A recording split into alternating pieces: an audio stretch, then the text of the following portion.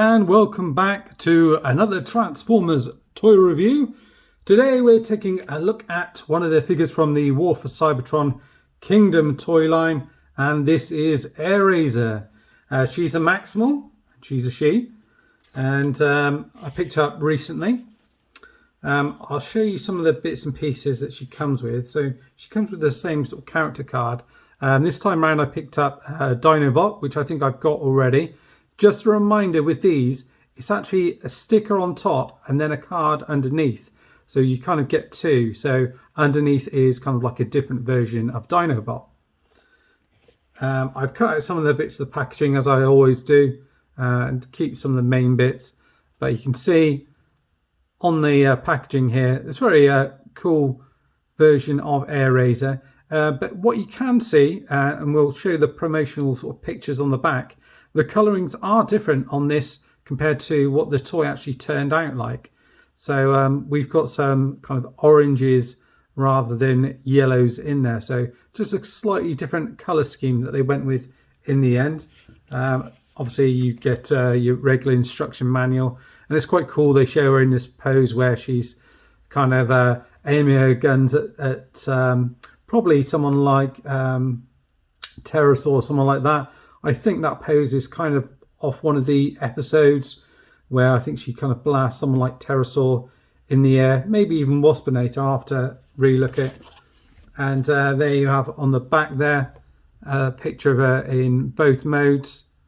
So at some point they were obviously looking to go with the kind of yellow and orange deco and chose to go with the orange one instead. And I'll show you kind of where both kind of decos kind of come from really. So here she is in bot mode. She's a deluxe size figure. So she's kind of priced around the sort of £20 mark. And first thing I'll say, she's very poseable. One thing just to be aware of, just out of packaging, this bit here, where it kind of sticks out, I had that kind of coming out this side of it. So I had to get it so it comes this side for robot mode.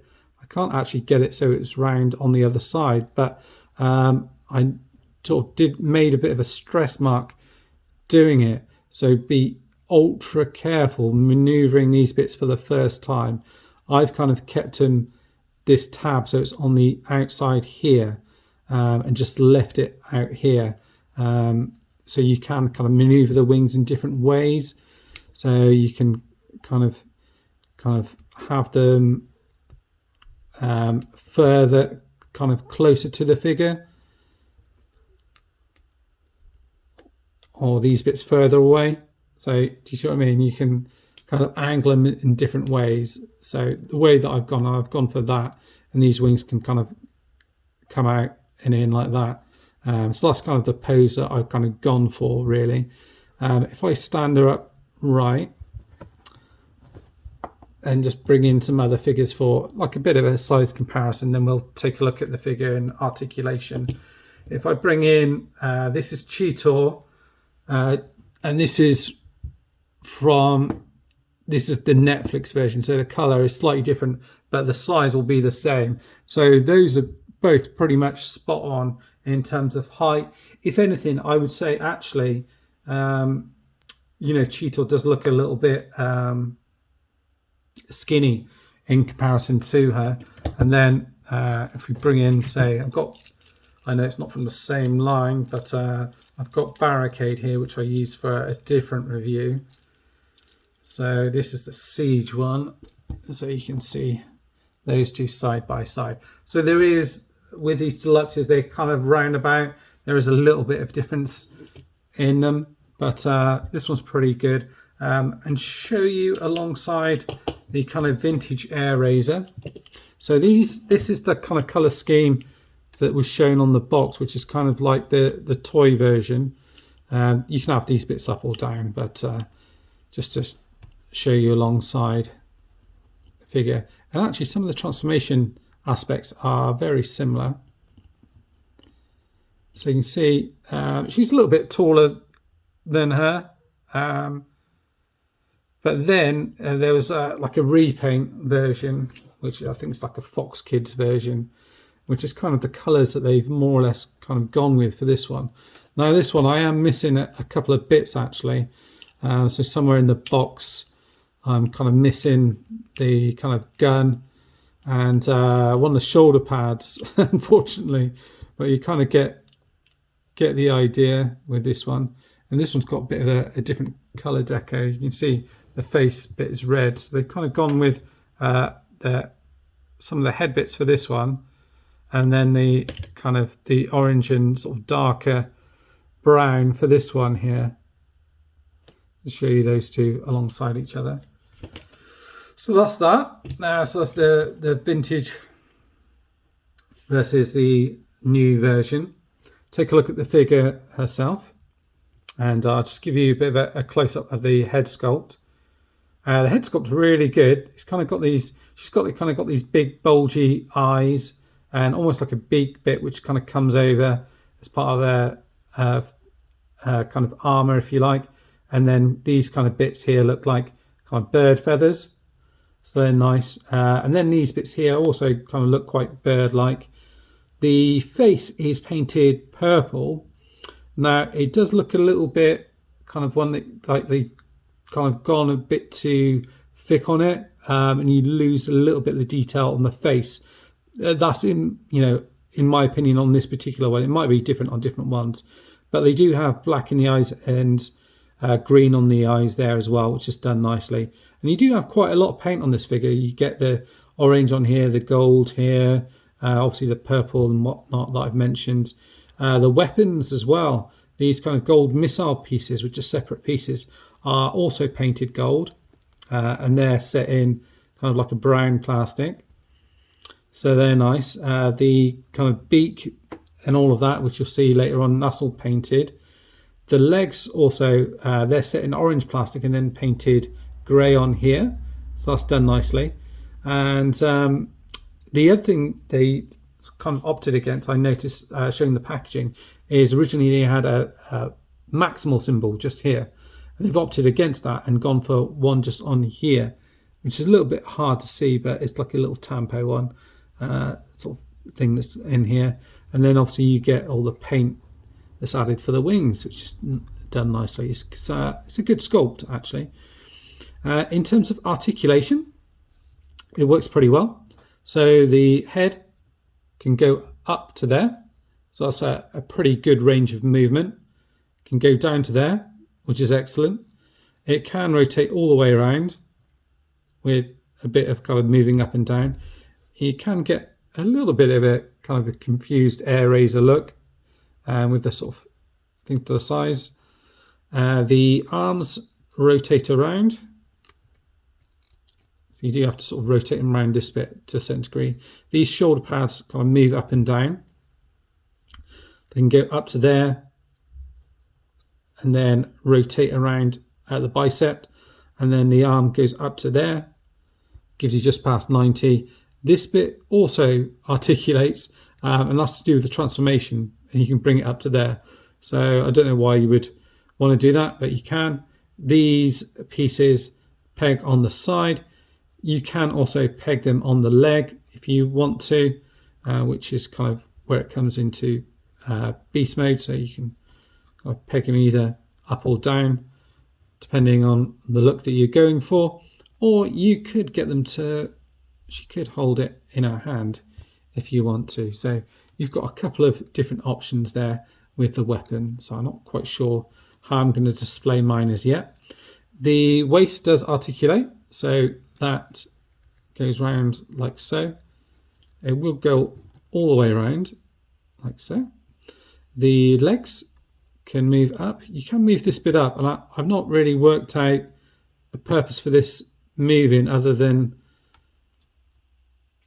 that really, and sort of moving it out of the way a little bit. So it can go all the way up. You can also move this bit out, but to get back to there, so you can get all of that back, and that just tabs back into there. The legs go all the way out to the side.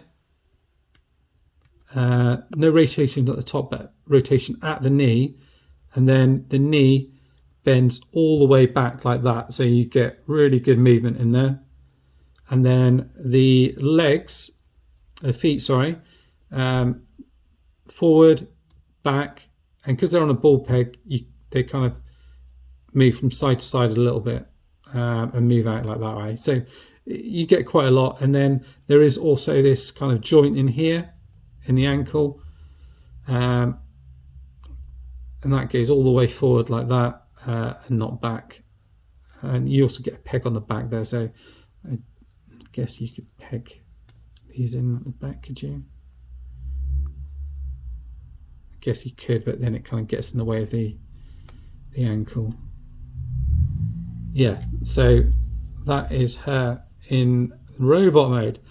Pretty impressive, I've got to say. I think the only thing I kind of mark it down on maybe would be the face I mentioned about the purple paint. But other than that, you can get her in some good poses. You've got a thing at the back here just for a flight stand, so you can use that. And yeah, I'm pretty impressed. I've been looking forward to getting this figure for a little while. So yeah, the only thing to notice as well, you've got like the sort of number and stuff printed on here, but not much you can do about that. There's a bit of hollow bits on the side here, but other than that, pretty good looking bot mode, I have to say. What we'll do now is I'm going to take a few pics on my Patreon page, and we'll get her transformed. Right then, to get her transformed into her kind of eagle mode, what you need to do is I would start off by unplugging these. Just find it easier with them out of the way. Set these wings out, kind of straighten them out however you want them. I would probably just put them at the back for the time being. You want to unplug this bit from here, just move that out, and pull this bit as well kind of out this way.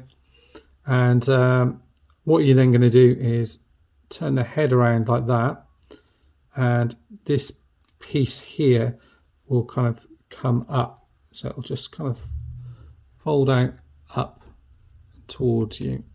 So it's just on a hinge there. Just move it out that way and up.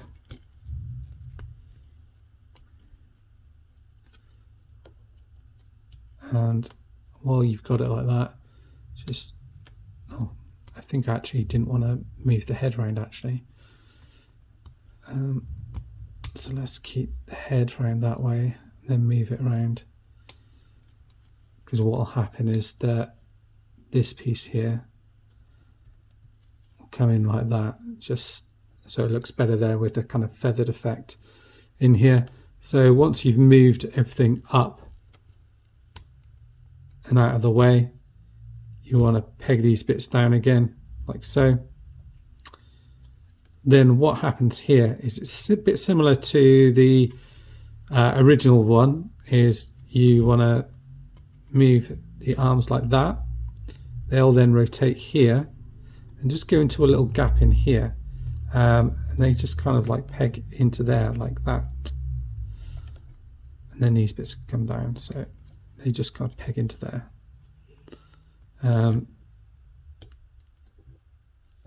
Like that.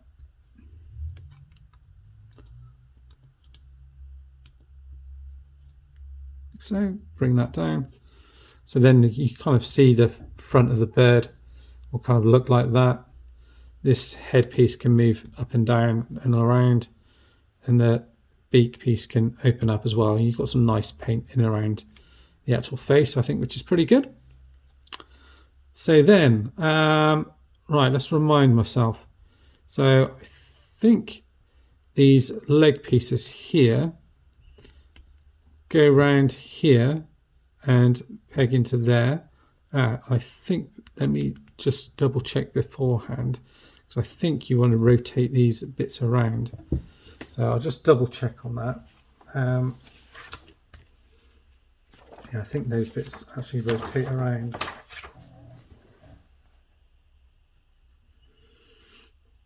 Yeah, so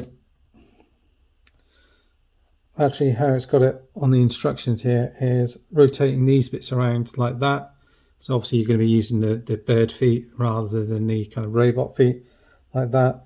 And then they're going to bend forwards like that. So they should then be able to stand up properly. These bits are then going to peg in, or just fold back like that. So you kind of got their feet up in the air. And then these bits here, this bit actually rotates around actually. So I'm not sure if I've done that bit properly. But that bit should be like that. That's right, with these bits like that. So actually, these bits should be like that. So that's correct. And then what happens, let's peg that bit down. Let's line that up. Is this bit here is going to come around, it will kind of rotate around, and then this bit will peg into there. Like that. So you can see how it kind of everything kind of fits together there. And like that. Like that.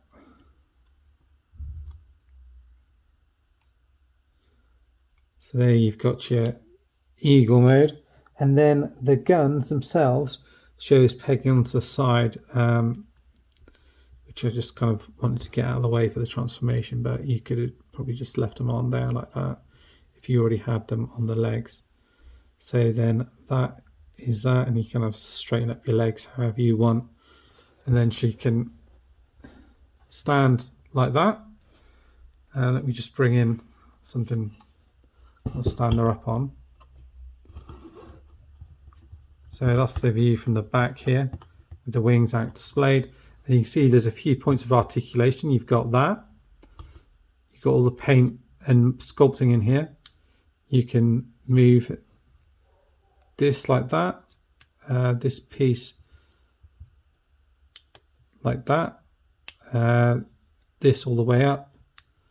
The only problem piece is that bit there, which I said about earlier on.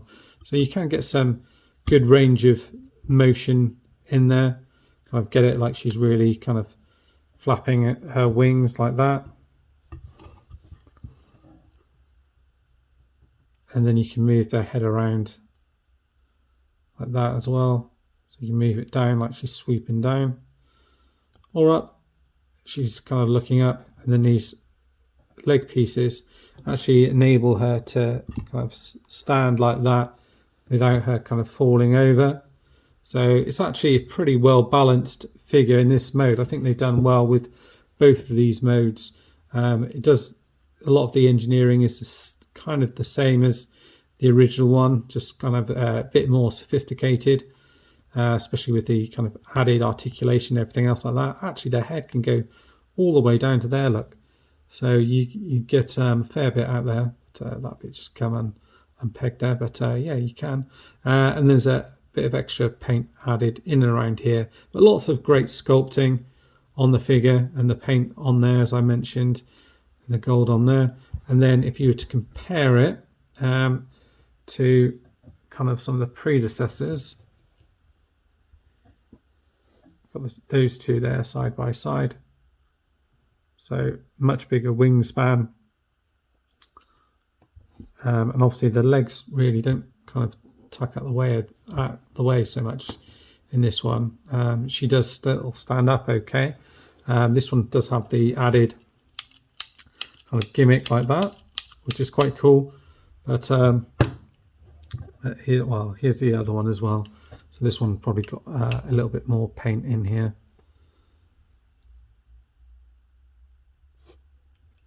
But yeah, I think they've done a really good job with this.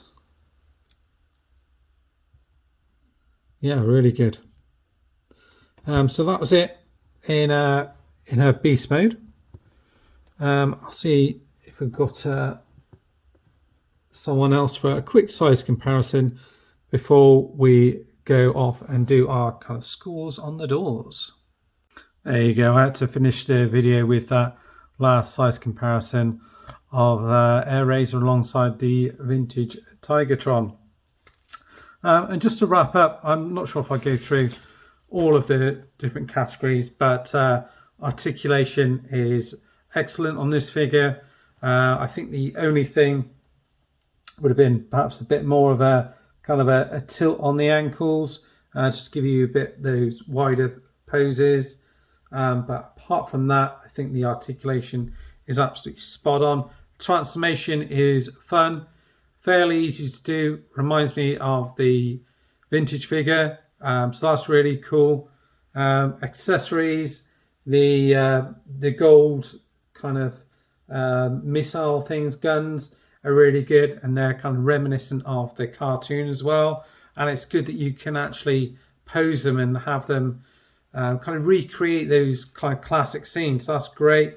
Paint is fantastic throughout and well applied.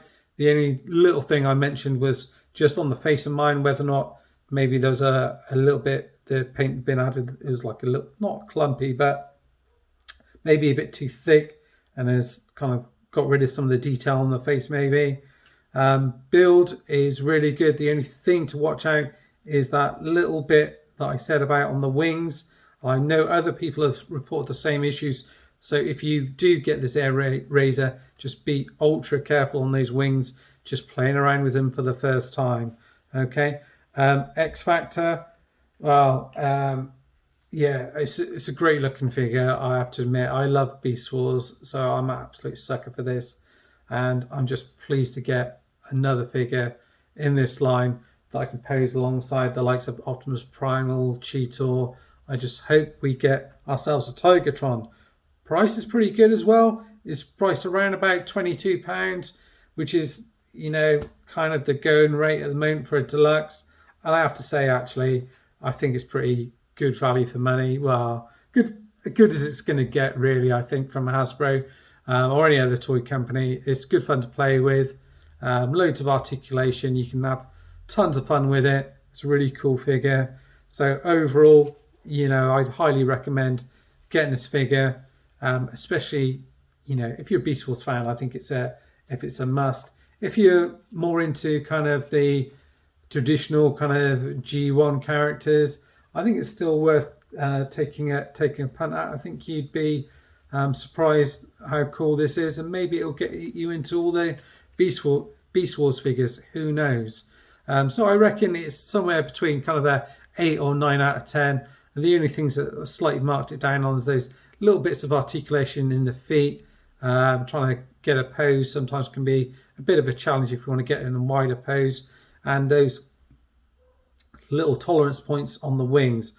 Mine is fine, and I'm not going to try and mess around and put it into a pose it's not going to go into. So just be ultra careful on that. Other than that, I can highly recommend this figure. That's it for now, guys. Thanks for watching. As always, stay healthy, stay connected, stay safe, guys. Bye-bye for now.